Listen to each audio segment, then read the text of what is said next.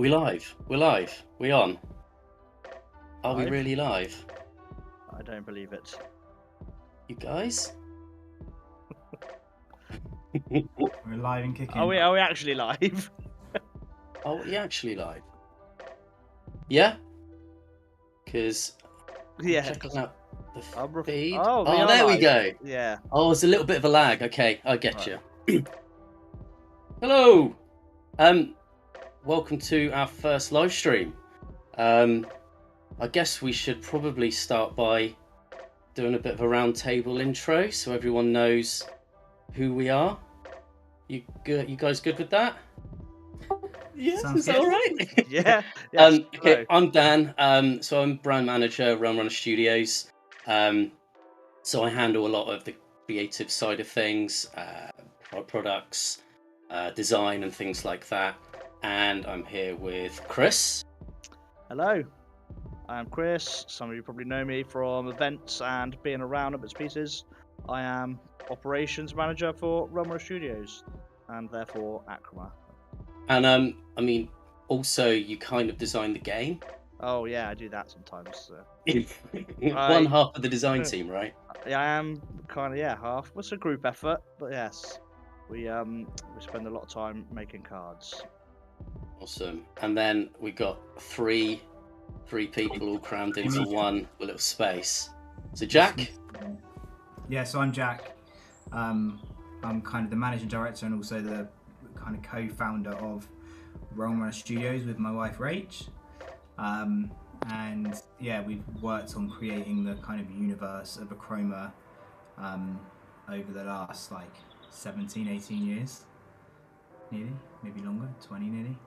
17 or 18. Yeah, so it's kind of like we worked together on just building out the whole kind of universe of it, and then me and Chris started working together over the last 5 or 6 years to build it into a card game and build all the card mechanics and stuff like that. So that's me. I'm Rach from Tatty Von T on the feed. I do quite a lot of the writing, some of the writing, the world building, that kind of stuff, and the characters. I just hand my stuff over to Vinny, who makes it look really good. Do you do the names? I do the names, and then Vinny makes them look really good. And you're very good at the names as well. You are go-to. And then we weren't expecting Vinny to be here with us, right? Jack just kind of like brought Vinny back from the beach. So Vinny? Yeah.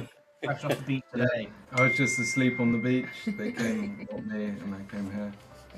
And I'm the guy who does the painting and the drawing. So I just get everything from Rach. She gives it to me. He makes it look good. The descriptions, yeah. He makes it look way better than I write it. But even then, you've been working with us since the beginning, really, haven't you? Because you drew and painted stuff from when we were working on the original book back in. Yeah. I don't even know what that was. When we were like 20, maybe. Yeah. Yeah, That's 19, like a 20. lot of years. Yeah. We're older now, unfortunately. Cool. So this is like the first planned live stream of many, we hope. We've been trying to get these off the ground for a little while. But for one reason or another, it sort of hasn't come together. But we've sort of picking up our video content now. We've got a lot more on the way. We've got Dan is our man behind the scenes, not me, another Dan. So he's making sure that live stream's running, and also he's going to be doing some video content with us. So I think we're going to be kicking off probably with our keyword videos. We've got a few of those coming. So they are sort of like YouTube shorts, and they're going to be looking at one keyword per video. And so we're going to slowly build up a bit of like a library and an archive of keyword clips that we can eventually sort of bring into the app, hopefully. And then I think once we move into our new studio space, hopefully we'll be setting up some live gameplay sessions as well. But in the meantime, big shout out to Charlie and Ria over at Foul Play Gaming, because they've been setting up a kind of like a live streaming community Achroma session every Sunday night. So if you guys do want to jump on that with them, or just watch and learn, that sort of thing, I'm sure they'll be cool with that. So hopefully Dan's going to throw their link in our chat as well, so you guys can hop on over there and follow those guys. Yeah, just to add, obviously I've spoken to them before. They are happy to have anyone at all on their streams teaching, running through the games, being new, just watching, experienced players who want to try new things. They're trying to make the Sunday live stream a regular thing. That's basically further anything in the community of Achroma. They're just hoping to get anyone and everyone who's available and wants to join to accommodate them to get some quality Achroma content out there. Yeah, it's been awesome seeing it. It's really nice to have that sort of community enthusiasm, you know. Yeah. Speaking of which, another shout out to Ems from our Discord. So Ems organised an unofficial Achroma meetup at Dark Sphere in London recently, and that was awesome to know that was going on. We couldn't make that one, but it was really cool to know it was happening. We are hoping to get up to London, Dark Sphere in particular, or other shops very soon. But yeah, that weekend unfortunately we couldn't get any of us to go. So, yeah, very good of her to sort that out. So Chris, we've got some more events coming up, haven't we? We've got we do. How many have we got lined up for this year now? We've already got 5 definite events that we're gonna be at between now and middle of November. Let's just, I guess, run through them all for you guys so that anyone who's interested can come along. The next event that we're doing is on Saturday, 10th of September. That is a show called Colours in Newbury. It's run by like the local Newbury and Reading board game and war game society, and there'll be it's at Newbury Racecourse. There'll be say board games and tabletop games of all descriptions there. And we've done some similar shows before, like we did in Bournemouth for Beachhead. So yeah, we're going to have our own stand, big enough to have a play space as well. So if anyone's interested in coming down to Newbury, that's just for the one day on the 10th. And then the following weekend, 17th and 18th of November, we are at Tabletop Live in Manchester. That is the event run by Tabletop Magazine, one of the biggest gaming magazines in the UK. Yep, we've got a stand there again as well, hoping to have gameplay demos, hoping to be able to have all things Achroma. So I know myself and Dan and possibly some of the other team are all going to be up there in Manchester. It's like our first real foray north is what it is for that one. Yeah. What sort of like a stand size have we got? Because it sort of varies, doesn't it, when we go to events? We never really know what we're going to get when we do an event for the first time. I believe we got a 4x2 space at Tabletop Live. Yeah. So sort of a similar footprint to what we had at Comic-Con, right? Yes, we do. And then we've got another smaller one at the Little Down Centre in Bournemouth. That is on Sunday, October 23rd. Again, that is one that's close to our area, really local to us. So we're going to be packing up all our stuff, going down there. We've got a big set of space, same sort of thing, gameplay demos. Hopefully be able to get a lot of our local community down for that. It's on the one day on the Sunday. And following up that are two of the big ones. It's Comic-Con October, London again. That is going to be 28th, 29th and 30th of October. So that'll be what, our third time there now? It will be, yeah, it will be. Good time, right? Anyone that's been to Comic-Con before knows what to expect. We'll have our neon lights, we'll have our TV, we'll have our stand, we'll have all of our stuff, we'll have our gameplay demos, and we'll have people in our t-shirts running around trying to help. And it's also where we everyone can get hold of the promo cards, right? Yep. If they want to get hold of those limited edition cards from us. All of these shows, that is true. And then the last one that we're currently fully confirmed for is MCM Comic Con Birmingham, which is 2 weeks after 11th, 12th and 13th of November. So similar setup. It'll be the first time we've been to Comic Con Birmingham. We have been to UK Games Expo at the same venue at the NEC. But first Comic Con Birmingham, that'll be for us. So yeah, that's 1, 2, 3, 4, 5, 6 events all coming up where we'll be, where everyone can catch us. But again, the one thing we always ask and put out to the community is, if you've got events near you or things you think that we were that Achroma coming to, just drop us a message. We're always looking for places to go and be, and we'll see what we can arrange. So. We are hoping to start hosting regular nights ourselves, right? Because we've got a studio space coming. That is true. So Jack, do you want to talk a little bit about that? What the ambition is with that? Our shop. The shop, yeah. So basically, we've been looking for a space to kind of create a home for Realm Runner Studios, a little kind of HQ for us as a team. But also, it's very important that we've got somewhere that we can play games and host events and do things as well. I think we found that quite quickly, that it's quite an important part of how we kind of how we build and grow what we're creating. So yeah, I've been looking for a space for the last 6 months or so, and we found somewhere. It's in Poole, which is where we're based, in Dorset. It's down on the quay, which is lovely, because obviously for those who aren't local, it's a good little destination if you're going to come down and have a little summer break, and and it's still nice in the winter, so please come down in the winter as well. But yeah, we've got a little space. We're just working on the final details now, and hopefully we'll get it open in September time. We're just figuring out exactly when. We'll obviously let everyone know on the Discord and make a bit of an announcement about it. But we kind of see it as a workspace, a play space where we can play games and have events. Obviously there'll be a shop in there, you'll be able to buy products, and a bit of a kind of cafe vibe to it. So it should be a nice Achroma hub to really showcase what we're trying to build. So yeah, it's exciting. So there's time frame wise, we're in a little bit of a limbo, aren't we, at the moment? Sort of things are out of our hands, but we'll be updating everyone as soon as we know, and inviting everyone down for a bit of a get together, right? Come on round and play some games. I'm sure there will be a HQ opening event of some kind, a grand opening, so might even be able to give out promo cards there as well if people want to come down.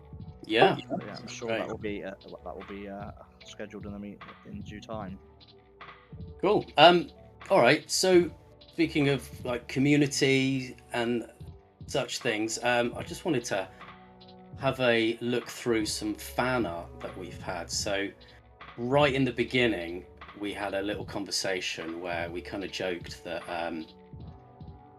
you kind of know you've made it, or at least you're kind of doing something when people want to create fan content. So we've sort of queued up some of the fan art, and we thought we'd just have a look through and share some of it. So I think the first one we ever had was the Rabid Dog, wasn't it? It was quite like quite a serious looking Rabid Dog, kind of very different to the one that we have on the card, who looks a bit kind of happy and dopey. Yeah, I think this one's a little less friendly. It makes more sense, as it is meant to be a very rabid dog. Yeah, he's like so rabid. He's just he's off his face, isn't he? There he is. Yeah. Brilliant. With that, when that first came in, because that was from our first Comic-Con last October. It's definitely one of those moments that I think signify. It's exciting to see that we've got fans and people are excited to kind of want to actually create their own work out of what we're building. Yeah, it's incredible. I love seeing all the fan kind of fiction and the fan art come through. It's brilliant. Let's have Vinny. What's your artist opinion on this one? I remember seeing it in the Discord the first time, and kind of like what Jack said, it feels great to see people take their own interpretation of it. Yeah. And come out with something else from it. I think it's really skillful as well. Actually, the actual painting is really skillful. I love the kind of streaks coming from the eyes. It reminds me of maybe video game like Dark Souls. Maybe you see that kind of thing. Yeah. And it's Yeah, it is terrifying, you know, like more sinister than the really, yeah, really different. I really like that completely different spin on it. So also got a crazed curdle resident, right? By Hairy Mushroom. Is that right? He's Curdle resident. Have to have a honest opinion on where this might have come from. Go on. It might have been one of our children who drew this little one. We do have 7 children, so yeah, it's I mean, he is the most skillful artist of all of them. he is. He's a very talented artist. I feel like his efforts were like mid-range. You Yeah. can tell this one. It's got the gorillas vibe right on this one. Yes, absolutely, definitely. And then we've got Mr. Foul Play himself with a fledgling with a chroma cookie. And we like this little guy. It's a very cute little chap. So yeah, for the record, we've got like a slight delay when we're looking. Don't know what you guys have got there, Jack, Chris. Yeah, we're just seeing the Hairy Mushrooms one at the minute. Yeah. I'm sure fledgling will be here soon. It's a great There he is. adaptation. Look at that. I mean, he is tucking and he is going face to plate on that cookie. Are we going to have to make object of power cookies? That is what, yeah, that is what Foul Play is saying in the comments, right? There you We go. need a chroma cookie object of power. There you go. And then we've got a series of images from Marco. So when did we first meet Marco? Was that in Bournemouth we met Marco for the first time? No, we had met him in Portsmouth in the show. We did a small show. There's just the 3 of us, myself, Dan, and Jack. And he happened to be looking for some new games inspired by our art. And turns out he also lives fairly close to us, like in the Poole Bournemouth area. But we met him at Portsmouth, and he is very much a budding artist also. Yeah, so we've got Conjurer Otrix there, Marco's take. He was very upfront about the fact that he's kind of pinched Vinny's background art on these. It's not completely original, but it's awesome. A totally different sort of style on it. It's so cool. And then there was Sorcerer Pofarius as well. Quite a stocky, sort of pretty ripped Sorcerer Pofarius as well, right? We're still waiting for some Hudson fan art from someone out there. There needs to be some fan fiction about Hudson, surely. There he is. Look at that. I would like to be kept clean though. If people are writing Hudson fan art, I want it kept clean. Oh, yeah, it might get not safe for work. Yeah, exactly. Yeah. Oh, and we got the Hex Clunker as well. So again, Marco sort of, he said it's, he's sort of taken like the backgrounds and things like that. But I think this one was inspired by one of the short stories where they find the Hex Clunker in the woods. I think it's awesome. And then I think there was just one more, and this was after a bit of a giddy afternoon talking about Funguar. Oh my goodness. So yeah, Marco had talked about how he's sort of taken the idea of when people get their pets and they sort of turn them into these like aristocratic. Vinny, what's your portraits. professional artist opinion on this one? It looks correct to me.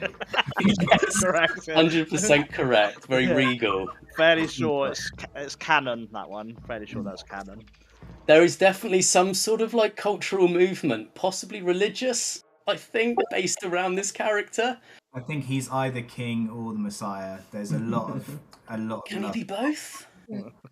Troy's TikTok. Yeah. So, Troy's TikTok. We haven't got that lined up, I'm afraid. but that was something else, wasn't it? So someone else in the Discord, Troy, I think he created an entire TikTok account just for Funguar, and animated Funguar.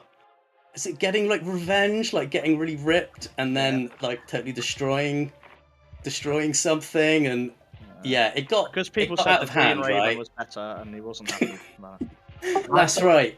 Of all the reveals, when we were doing the reveals for different sneak peek stuff, I did not expect Funguar to get the love and attention that he did. I mean, he deserved it, but you know, it was like literally 3 creature drops. I was like, oh, you know, we'll just put out Funguar and this. It was Imp as well, wasn't there? I think Chroma Worm, and didn't think much more to it. And the next thing you know, it's got a whole fan group just dedicated to Funguar. Yeah. Maybe we can really see, escalated. maybe we can see. I don't know if when the video is available for just to watch as a video, we might be able to put a link to the Troy's TikTok in the. Yeah, that's a good notes. shout. Yeah. It's really fun. If you have any interest in watching a ridiculous Funguar TikTok, I'd highly recommend it. So. I think that's it for the fan art. I think we're just gonna sort of move on to a quick update on the Flutter by Falls collector's editions, wasn't it? All of Flutter by collector's editions. We had a bit of a delay on them, but they are now available in the shop. Is that right, Chris? They are now available. Anyone that wants to order, we can get them sent out within the day. So we're going to have an unboxing soon as well, so you can get a closer look. But they do... The collector's editions seem really popular at Comic-Con, right? Yes. Like there's a real balance shift. So we have we sold through like over half of the Kerbal ones now, haven't we? The most popular collector's edition has been the Stonewaste Drakes, of which I believe we've got around 10 or 11 left. And there are no more after that, are there? That's going to be the last ones. No, it's going to be the last ones, but... Yeah. Yes. I'm hoping in a future live stream we might be able to do a little session where we kind of pick a realm and have a collector's edition between like 1, 2, and 3 of us, and have a little game of, you know, one of the decks and have a game and play against each other. So yeah, it'd be good to kind of a little bit more and talk. I think like live stream gameplays are on the cards for sure, right? I think we just needed to start somewhere, right? Yeah. Sorry? I see what you did there on the cards. Hey, that joke. Or like a little boom. Yeah, right. I think, and then I think just another note on the collector's editions. The teachers faction, the Flutterby faculty, one of the badges that's in that is the genuine Funguar badge that you can get. The officially licensed Funguar pin badge. Yes, this is part of the. It's automatically the most popular collector's just for that. Yeah. And how many of those did we make in total? 50. That's it. Yeah, we're 45 available. The 45 that's going to be available to the public. The other 5 are like our in-house for various reasons. So. Yeah, I think that's the one we're going to be unboxing in our YouTube short as well. So we got one of those over to Dan, didn't we, think today? that is correct, yes. So cool. That should be soon. Everyone can peer inside and see what they find. Get their Funguar badges. Yeah.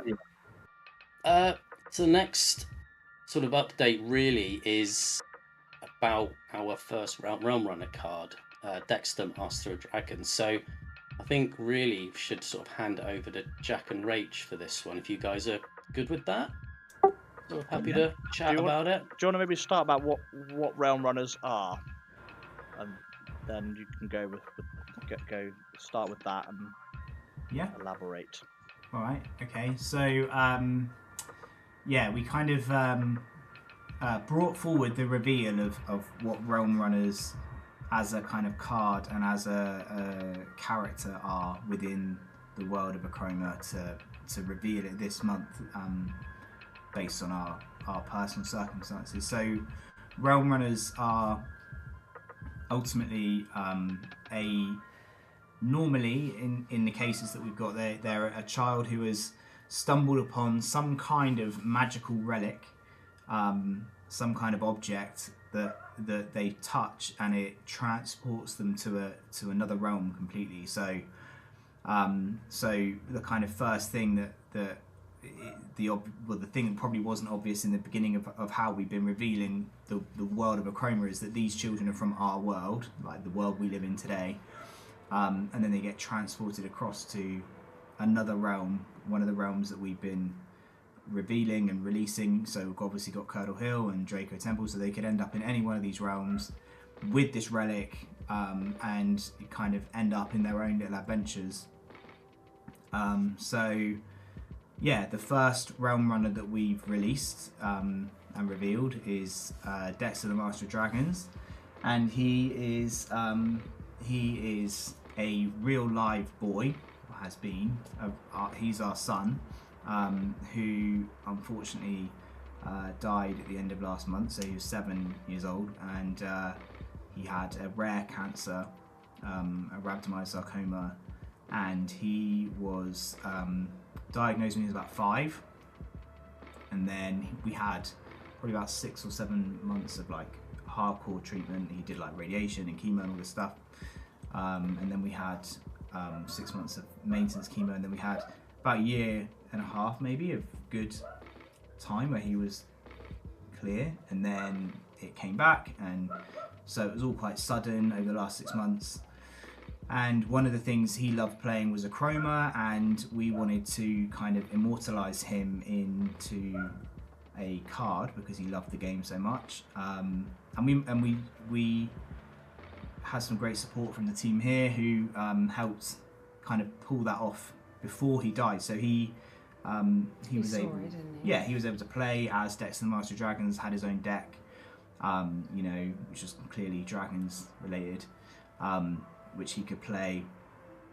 And the 2 dragons that are with him in the card are his companions that he had in real life. So he had Crackle, which was his little fluffy dragon that would go around with him, little fluffy cuddly teddy that you bought him, didn't you? Yeah, I mean the 2 dragons, Vinny did a really good job. They were Jellycat dragons, and he brought them to life and made them look amazing on the card. And Dexter was like over the moon when he saw his card. He was like, wow, I've got my own card.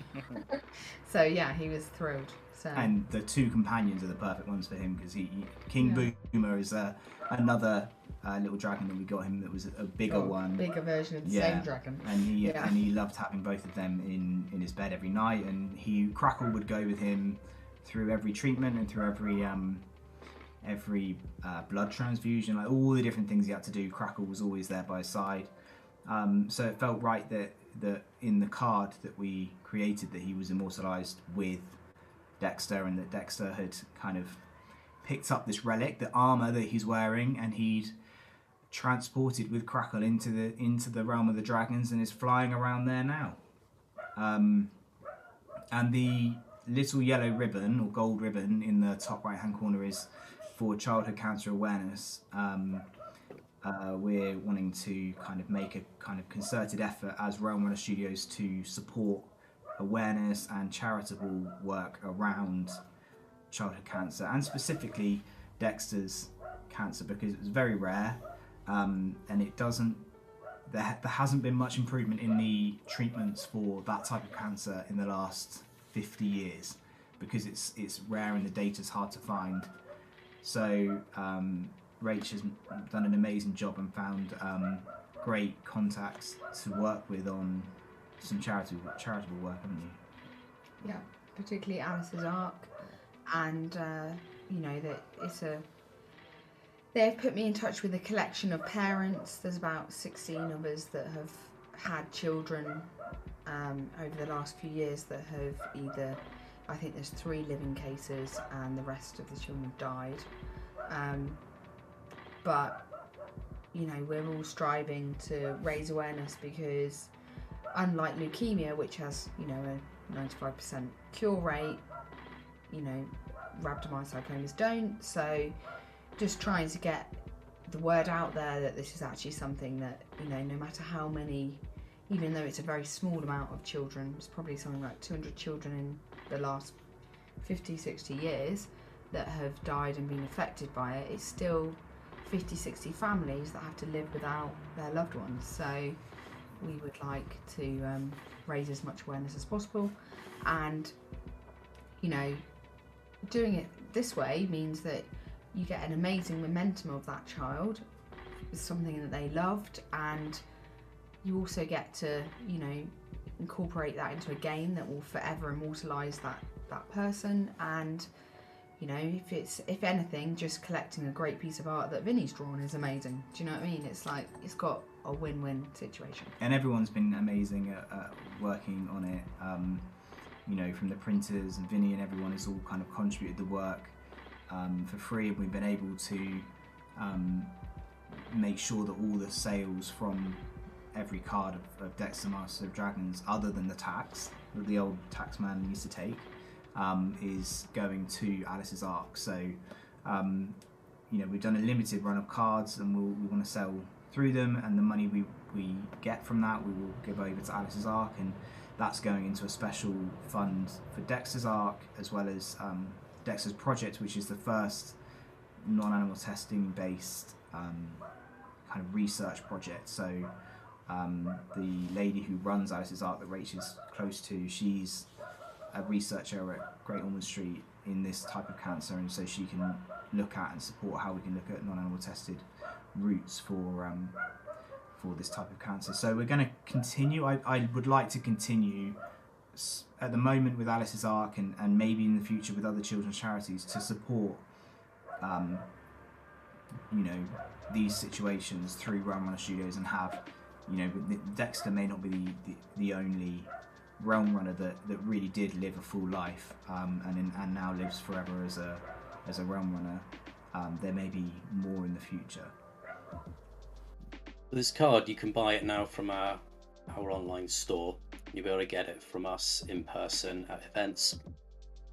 It's £10 for the card, and the card has a unique meta code on it, so you can scan it into the Achroma app. You also will get an animated avatar for use in the game.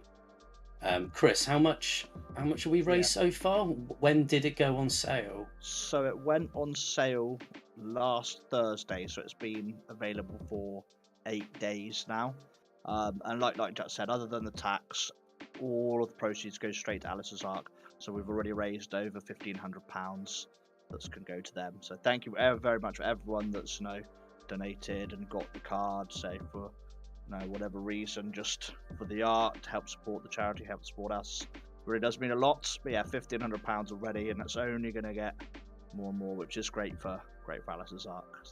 So a big thank you for those people that have done that already. So. And the other thing with the Realm Runners is that they don't have any realm icon in the top corner, in the top left corner, and that's because they can go over to any realm and be a part of any deck from any realm, which is quite significant from a gameplay point of view, right? Because yeah. the way that we've structured everything is that everything in a palette, in an Achroma deck, has to share the same realm symbol, but the Realm Runners are the exception. So we're really excited to see what people do with those builds within their decks, and what sort of use they put them to. And I think Dex will be a powerful card in your repertoire, as he should be. Yeah, and obviously, so the secret's probably out of the bag from this discussion that there are likely to be more Realm Runners to come. Almost certainly, maybe. Who knows? We'll see. So we did see one of the other Realm Runners just briefly, right? So that's Yana, I think it is.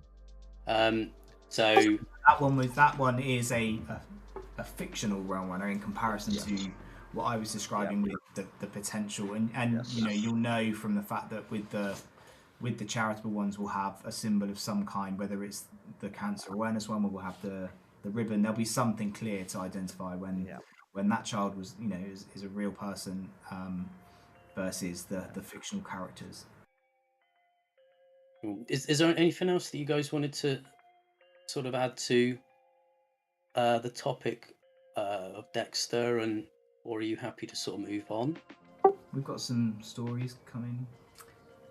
Yeah, we've got some stories based around the card that are coming, which I'm hoping will be popular.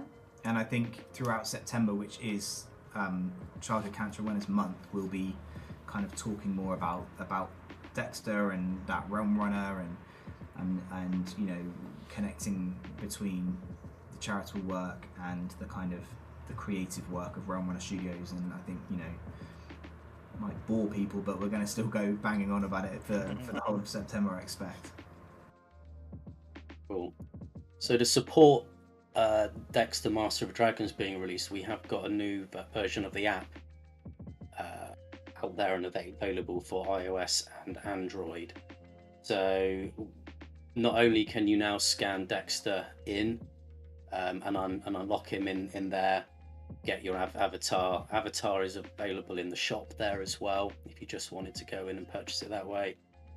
We've also our amazing developer Diego has done some tinkering under the hood and improved the battery life whilst you're using the app as well, which is awesome. So we had another catch up today, didn't we, guys? And when we're talking about what the next sort of steps for the app will be, and all will be revealed in the coming weeks. There'll be some exciting stuff coming app-wise. Yeah, definitely. Exciting stuff. Jack, do you want to talk about Kickstarter? Ooh, yeah, sure. So we have been looking at the release schedule for the different realms that we have and how we kind of manage the business as a whole as we go through the year. And it's an area that we have explored in the past. If anyone who was around before we kind of kicked off in Comic-Con, Realm Runner Studios, just before the pandemic, we did do a Kickstarter to try and initiate this whole kind of project. It was an over-ambitious Kickstarter, and we didn't succeed in that. So we have had a dabble in Kickstarter, but where we're at the moment is what we'd like to do is look at the next set that we're planning to release and launch it through Kickstarter, so that we're able to basically one of our biggest expenses is the print runs and getting the print runs sorted out. So actually for us, in a cash flow sense, it's really great if we're able to get over the line with being able to raise some funds and raise the awareness of the launch and the release of the set, especially when you've got a platform like Kickstarter, which is very popular with tabletop games. We can reach some new audiences, and I think one of the key things that didn't work out for us then was that we obviously were completely fresh-faced and no one knew who we were. No one, like often with cases in Kickstarter, the projects may never come to fruition. Hopefully you guys can see that, you know, we're legit, we're here, you know, we're making this happen. We've already released 3 sets, you know, we're wanting to stay and we're wanting to push forward. So the trust is something that I think we have built on, and we are building on, and I think it's something hopefully that will encourage new players to feel confident that if they do pledge with us on Kickstarter, that this is going to be something that we will release, and it won't be 2 or 3 years down the line. We're looking at, you know, wanting to do the Kickstarter relatively soon, and then kind of go from there. Dan, you could talk a bit about that. Yeah, so we've still got some details to work through, but we are looking at sort of mid to late September to do a Kickstarter for our next release. Working title, Warriors of Wishwell. So this is Norso Planum, so this is a bit of a Viking sort of theme, very sort of Norse. It's trolls. So we're going to have a look in a minute at a couple of those trolls. But before we do, I just wanted to say, I see in the chat, Wayward Nun has said, in the app she sees realm runners and relics. Are we going to be seeing relics as objects of power or something? What? Would anyone like to confirm or deny? Some people are too observant, aren't they? Really? What are we allowed to say? What are we allowed to say, Chris? I'm fairly certain that a realm relic will be a thing. Yes. So. A realm relic. So the Dexter card falls under the section of realm runners and relics. So that implies to you guys there is at least one more realm runner and at least one or two realm relics. So, but that is something that's on the cards. I think that'll be after we've done our next set, which we've talked about is the trolls. There'll be some news coming on of that, and that's what we can expect to round out chapter 1. I think that as the community's grown, we've seen players mention how objects of power. It doesn't seem to be that there's that. It doesn't seem to be that they're that strong. We are playing the long game, right? Yeah. There's a lot more in the pipeline, and a lot of things are gonna sort of fall into place. I think in the bigger picture, it'll be really nice to see. I just wanted to jump back and touch on the Kickstarter a little bit more. Just obviously say that obviously for those people that pre-order and have done for the past few sets, which obviously is great and fantastic for us. For those kind of people that realistically not much is going to change. They're just going to place their pre-order through the Kickstarter website rather than our own website. We can direct through to that there. So like functionally for some people, obviously it's not the fact that we're on there isn't going to change much for them. Obviously it's more about trying to get more awareness and more players for people to play with. And like Jack said, securing some of the funding up front to make it a bit smoother for us. But yeah, I don't want the word to the Kickstarter to be any sort of like people thinking that it's different or discouraging or anything like that. It's purely just a way of getting our name to more people. And pre-orders for people who want to pre-order is basically going to be the same procedure that it is now. But like I say, I've already seen a note that says Funguar stretch goal, so I'm sure we can have a think about that. Yeah, we're gonna have to get creative, come right? Back to Funguar, like that, I don't know. Why. Absolutely, yeah. Absolutely. I think we need some plushies, right? Need some Funguar plushies. And you have to draw a whole Funguar kind of like emperor scene. Yeah, the Funguar set. I would like literally the life cycle of a Funguar from birth until death, please. Wait, do I do the Funguar evolution, like drawing? Yeah. But less Chad, maybe. He wanted to call him Fun God, and I wasn't sure that's correct. I didn't think we wanted to do that. But anyway, so I just wanted to add that in about the Kickstarter. Cool.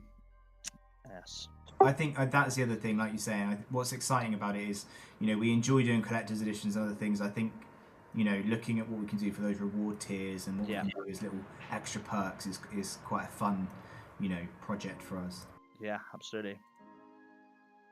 Oh, if we don't get a Funguar realm, I riot. Unlikely. Oh, but okay.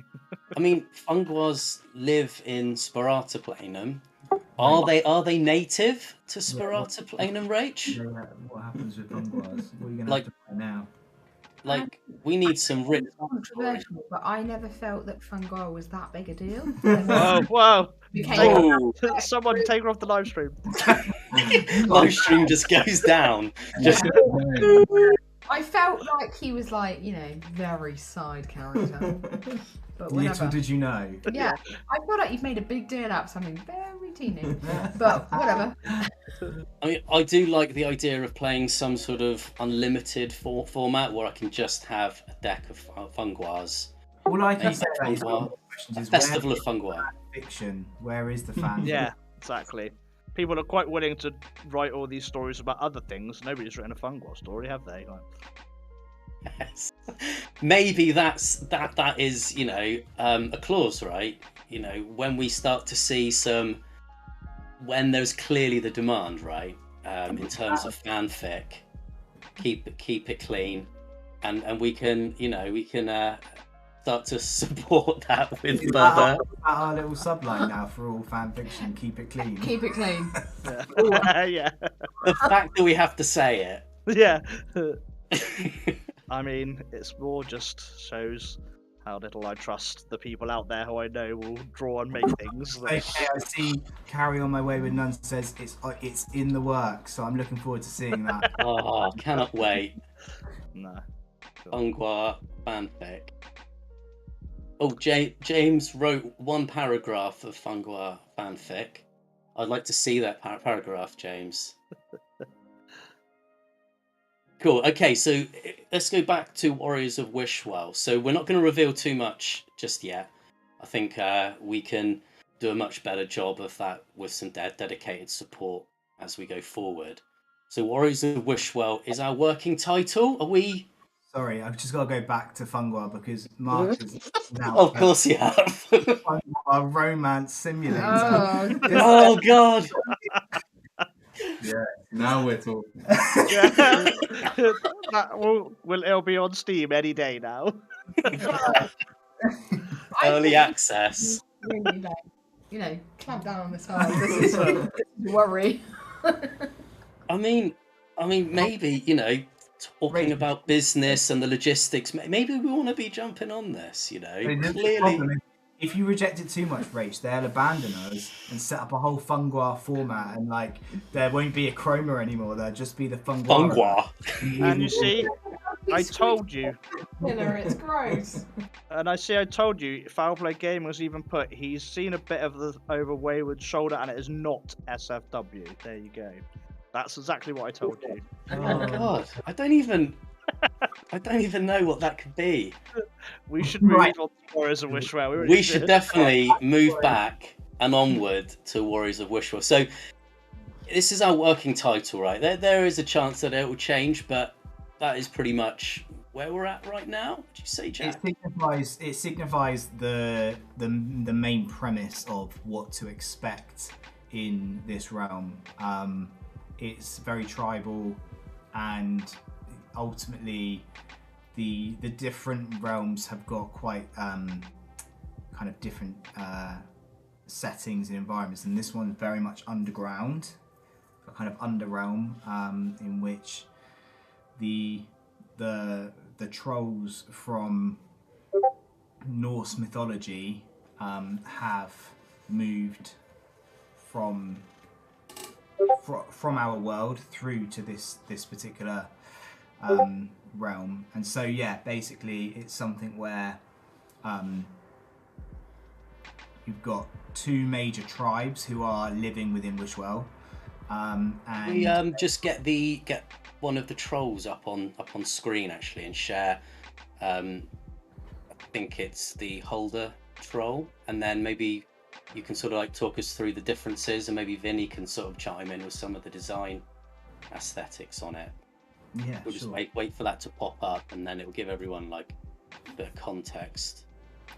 Yeah, what we're looking at.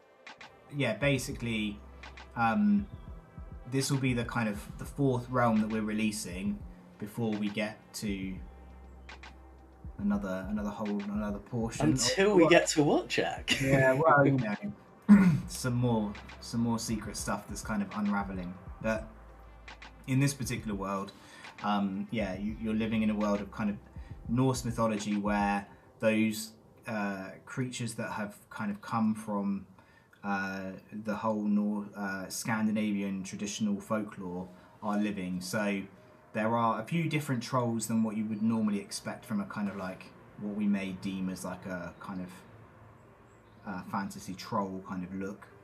The first one you're looking at here, this is a Holder troll, and so they are green in green and blue in their skin, and they have a tail, and they actually have a hollow back, and this is all from traditional Norse mythology. So they have a hollow back, which is normally made of bark and wood, and they're very much in line with nature.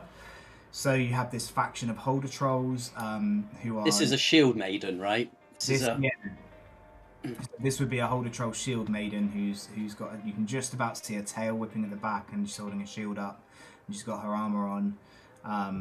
So you kind of... If you think of trolls, you wouldn't normally think of that, but this is the traditional kind of perspective on from a Norse mythology point of view as to what trolls are like. And so they're living on one side of Wishwell, and they are very much like cliff dwellers, and they're mining the ore of this kind of chroma ore from the ceiling of this underrealm, because it doesn't have a sky.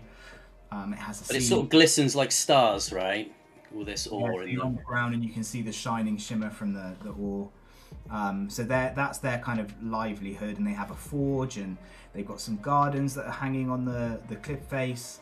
And then on the other side of Wishwell is the Dan, can we get the other troll? So these they are much A little bit more more tetchy, aren't they? much more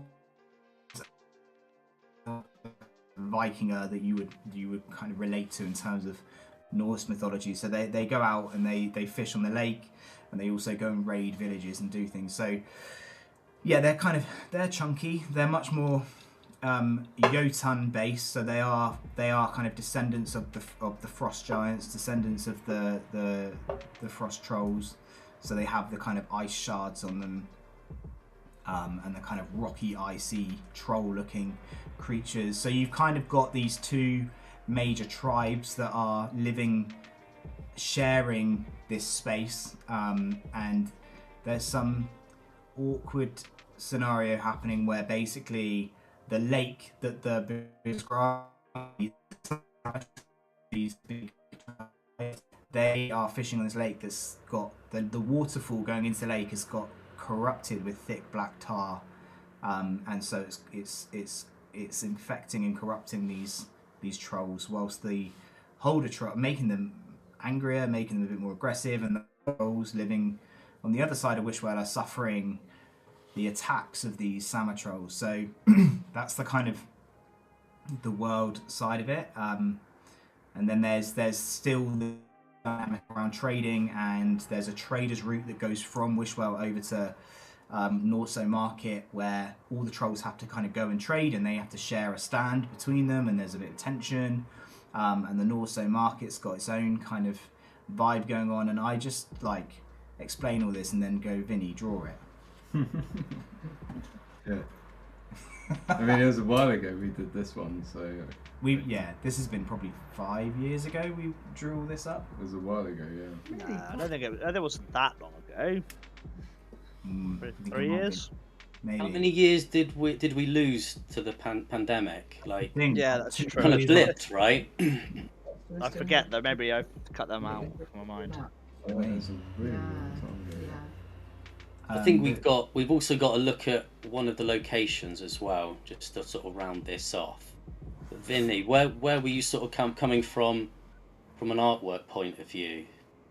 What was this? This is the Cringy Garden, isn't it? Garden, yeah. So this was conceptually, this was like the Lacringi live on this cliff face. There's not a lot of greenery, right? They live in an underrealm, so to create a Babylonian garden like this is a lot of work from the Lacringi. And yeah, it was one of the cards that I'd written out and then passed over to you alongside. Yeah, I remember it's supposed to be deep underground, so obviously there's not much vegetation usually, and in fact the whole set is very deep underground, so it's quite a dark set, but this card specifically was meant to be a garden, and there are pools of light that come down from the ceiling, so I tried to reflect that in this card, and yeah, it's one of the more organic cards from the set, I would say. It's quite misleading, isn't it? I was about to say the same thing. Like typically, there's a lot of dark and gloom, and this is kind of a standout where it's not. But yeah, exactly. Yeah. So, I also really like the market because you did that like where it's the 3 cards like that connect because there's all of those pieces of it. Yep. People will have to find that now when they get it. Yes, there is like a. Yeah, we'll be revealing more in the coming weeks, right? We'll pull together some proper sort of previews and things like that. So, Rach was sort of working on sort of finishing up some of the lore and sort of looking at stories and things like that to support it. Yeah, it's been a while since we've kind of paid trolls any of attention, and I, because of my circumstance with Dex, I haven't really been paying Achroma full attention, but I'm now, getting back in there. So I'm looking forward to getting to the trolls, because I would say out of all the realms, the Curdle's Hill was my baby, and I absolutely adored Curdle's Hill. And the trolls was probably the thing that Jack worked on the most, without me, independently. So I had to learn quite a lot of that to write some pretty good narrative. And to be honest, I expanded on it, didn't I? You'd worked on a whole world of trolls living under wishing wells and underground, and then I just took it. I just got very inspired by Norse mythology and it's okay. dominated it. I mean, everybody has their favourites. Like visually, the Trolls realm is my favourite. Yeah. Like quite a way. Like I think my personal favourite to look at from all of the cards that Vinny's obviously done, my absolute favourite is a new one that's coming up that nobody knows about. I can't say about it. No. Even Vinny told them. If Vinny's telling you can't say, you know it's location sites, and it was the best, and that is the best, and that's coming up next year. This is one of the chapter 2. Yeah. Yes. So my absolute favourite would be. Guys, none of this is on the script. If I had to pick something now. Dan, cut the feed. They're going off track. The dragons are my favourite currently in what we've released and what's happening this year. But even though I love the dragon cards, Curdle Hill's got. Right? You are an occultist at heart, Rach. Yeah, I'm an occultist, and they're mine, and we're going to win. So. Character design, though, I think that what Vinny did with the trolls, is definitely my favourite. I think the way you worked on the character, design on both the Sama trolls and the Holder trolls. I love. They're very unique. I think it's really special. And I would even say that the two that we've got there, we've got better ones to come of each ones of those. So. Oh yeah, there's so much more, and I mean I know we're talking about which ones are our favourites, but I've got to say every time that we release a new set, a new chronicle, a new story, because we've sort of really dug in deep on those, at that time I have a much deeper appreciation for that particular set and all of the lore that goes with it. The first time round, I would say that Curdle Hill, it was cool, but when we worked on it and we developed it, I ended up loving it even more. And I think that's probably the same for every one of them. Yeah. I just can't believe you didn't see it, Dan. Rachel's how did you not see it? Yeah, but whatever. We'll work through it. I am a work in progress, Rach. I don't know how Funguar will fare when the trolls come out. I don't know. I don't know if he'll survive. I think I nearly said something then about what's coming, but we'll save that. Save the carrot, save the creatures. Oh, yeah. There's I will live up to it. Yes, yeah. Funguar may find his match. Is there anything else we want to talk about when it comes to Wishwell? The only other thing I'd mention is there are some big. I mean, the trolls are all about worshipping their particular Jotun gods. So there's some pretty big stuff, even bigger than the trolls in there too. And some new mechanics, of course. Something that we haven't done before. Yeah, I don't think we're ready to. We're not ready to talk about it. Don't worry, it's all good. It's all good. Okay. I think that's it. Is there anything else that you guys want to talk about, or are there any questions anyone's got in the chat? Maybe just have a quick peek just in Discord to see if anyone's. The only thing in there is James's ridiculous Funguar fan story, but fan story. Whereabouts can I find that? In the lore lounge. I mean, should we read this? I mean, I won't lower myself, but you can. There is a question now that James has put. Would you rather fight 100 Funguar-sized Darnacus or one Darnacus-sized Funguar? Or who would win in a fight between 100 Funguar-sized Darnacus and one Darnacus-sized Funguar? Good question. Way with none. Are we talking Darnacus the dragon or Darnacus the dev? Because Jack, that is your handle, right? So that is my nickname. 100 of anything is quite tough, right? Yeah. Well, yeah, but hold on. But you don't mean discount one dark-sized Funguar. That's immense. That can take on all colours. Yeah. One little barb off of that Funguar and you're gone. I mean, you'd see him coming, so I'd be running away. They're pretty fast, those Funguars. I think we should leave James's fanfic for everyone to enjoy for themselves in their own time. Grab a cup of tea, sit down, turn down the lights, and just sort of take it all in. It looks like there's some pretty radical ideas in there that could potentially shake things up. So leave that to you guys. Cool. So just to wrap up then, bit of housekeeping. When I did Discord, we are all pretty active in there, right? It's where most of our community activity takes place. It's where we chat and move around, as you can hear. That's where a lot of our announcements go. The sneak peeks tend to be there first, and folks in there are sort of finding local players, setting up games.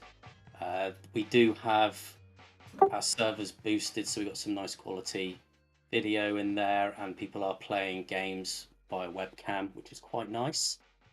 Also, we love hearing from the community and getting the feedback. So always any and all feedback that comes through. Discord's like a great place for us to be able to gather that, chat, listen, try and make sure that we're kind of responding and reacting and improving the game and the universe based on what everyone's saying. Agreed. You can find us on socials, all the usual places, Instagram, Reddit, Facebook, but I'd say Discord is where we're at sort of most of the time. We're going to be upping the activity on YouTube, so expect lots more video content in the coming weeks. Awesome. And if you are a member of Board Game Geek, please do drop over there and leave a review. But thanks for having me. Cool. All right, guys. Thanks very much. Bye-bye. Bye, everyone. Do we have to...